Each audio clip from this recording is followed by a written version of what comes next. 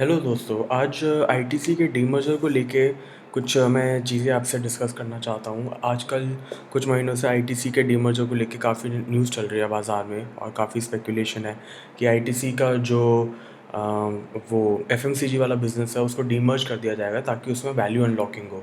But although सब कह रहे हैं कि डीमर्जर होगा, बट एक क्रॉस सिनर्जी का जो फ़ायदा होता है आईटीसी को अपने एक दूसरे के बिजनेसेस के साथ जो उनको बेनिफिट होता है उसके बारे में लोग जो है थोड़ा सा इग्नोर कर रहे हैं या उसको नहीं समझ रहे हैं।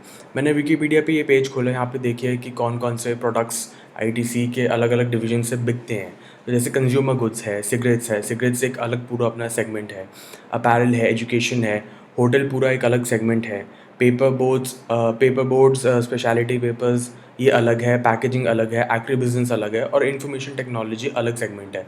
तो आईटीसी जो है वो अपने आप में एक बहुत बड़ा एक कॉन्ग्लोमरेट है और इसके अलग अलग सेगमेंट्स जो हैं वो एक दूसरे को बहुत ज़्यादा बेनिफिट देते हैं। तो इसकी जो सिनर्जी का बेनिफिट्स है अगर वो डीमर्ज कर देते हैं, चाहे सिर्फ एफएमसीजी यूनिट को वो डीमर्ज करें या सबको अलग अलग करें, जैसे भी करते हैं, एक बहुत बड़ा जाइंट जो है वो थोड़ा सा डिवाइड हो जाएगा। सिनर्जी की बात करते हैं तो सिनर्जी का मतलब सिर्फ ये नहीं होता कि कंबाइंड बेनिफिट्स, उसको आपको थोड़ा डेप्थ में समझना होगा कि क्या क्या टाइप के सिनर्जी बेनिफिट्स होते हैं। तो जैसे मार्केटिंग सिनर्जी होती है। मार्केटिंग सिनर्जी में क्या है कि आपको इन्फॉर्मेशन कैंपेन्स हो गए, मार्केटिंग टूल्स हो गए, रिसर्च एंड डेवलपमेंट हो गया, एडवर्टीजमेंट हो गया, पब्लिक इमेज बिल्डिंग हो गया। इन सब चीज़ों में आपको अलग अलग खर्च नहीं करना पड़ता, सिर्फ एक जगह आप एक आईटीसी का ऐड चलाते हैं और आपको सबकॉन्शियसली या कॉन्शियसली मालूम होता है कि हाँ, ये आईटीसी का प्रोडक्ट है।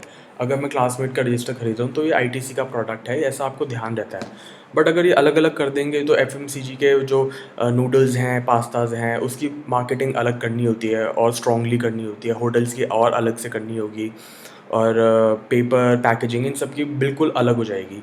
तो जो एक एडवर्टाइज़मेंट और मार्केटिंग सिनर्जी बेनिफिट्स है वो कम हो जाएगा। रेवेन्यू सिनर्जी की बात करते हैं तो जो इनका डिस्ट्रीब्यूशन नेटवर्क है, ये एग्री बिजनेस में भी हैं। फार्मर्स के साथ इनका टाई अप रहता है और फिर सीड्स और रॉ मटेरियल से लेके इनके होटल में जो खाना मिलता है, जो इनका एग्री बिजनेस है, जो इनके एफएमसीजी प्रोडक्ट्स हैं, वो पूरी चीन जो है वो एक डिस्ट्रीब्यूशन नेटवर्क का जो बेनिफिट है वो उनको मिलता है जब ये साथ में होते हैं। फाइनेंशियल सिनर्जी भी होती है फिर कि जैसे अगर पूरे कॉन्ग्लोमरेट को डेट उठाना है मार्केट से या बैंक से तो इट इज़ उनके लिए ज़्यादा ईजी है डेट उठाना कल को। लेकिन अगर जैसे होटल का अलग हो जाता है डीमर्ज होटल डिवीज़न का, तो हो सकता है होटल डिवीज़न को डेट उठाने में ज़्यादा दिक्कत आए क्योंकि लोगों को उसमें ज़्यादा प्रोस्पेक्ट्स फ्यूचर के नहीं दिखते, ज़्यादा ग्रोथ नहीं दिखती। अकॉर्डिंगली जो उनका कैश फ्लो है वो ओवरऑल तो पूरे ग्रुप के कैश फ्लो को थोड़ा-सा कम कर सकता है, बट अगर इंडिविजुअली देखा जाए तो वो शायद इतना लुक्रेटिव ना लगे लोगों को लोन देने से पहले। मैनेजमेंट में भी बहुत इसके सिनर्जी बेनिफिट्स होते हैं। जो टॉप के लोग होते हैं बहुत टाइम से कंपनी के साथ जुड़े होते हैं, उनको प्रॉपर आइडिया होता है कि कौन से डिवीज़न का बेनिफिट कहाँ लिया जा सकता है, रिसोर्सेज का प्रॉपर यूटिलाइजेशन होता है, एम्प्लॉय मोटिवेशन, एम्प्लॉय बेनिफिट्स, ये सारे जो हैं वो एक कॉन्ग्लोमरेट के अंदर बहुत ज़्यादा बेनिफिट देते हैं।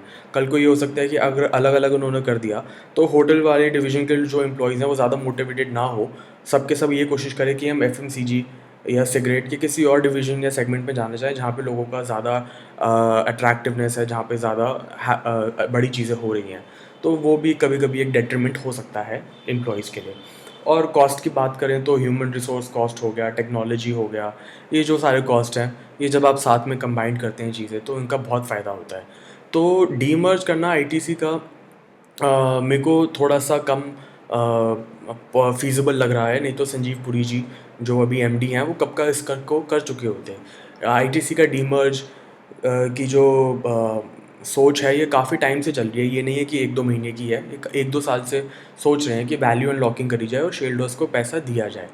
बट इतने ज़्यादा स्ट्रॉन्ग क्रॉस सिनर्जी बेनिफिट्स को देखते हुए डीमर्जर का ऑप्शन थोड़ा-सा कम नज़र आ रहा है। इसके बाद अल्टरनेटिव ये है इनके पास कि या तो ये बायबैक करें शेयर्स का और जो नंबर ऑफ़ शेयर्स हैं मार्केट में वो थोड़े कम हो ताकि एग्जिस्टिंग शेयर्स की वैल्यू बढ़ जाए। दूसरा है कि डिविडेंड पे आउट ये ज़्यादा करें। डिविडेंड पे आउट का ऑप्शन लग रहा है कि इन्होंने थोड़ा चूज़ किया है, इन्होंने ज़्यादा कंसिडर किया है क्योंकि इस बार इन्होंने ₹5 का इंटरिम डिविडेंड भी दिया है पहली बार और फाइनल में भी डिविडेंड देने की उम्मीद है।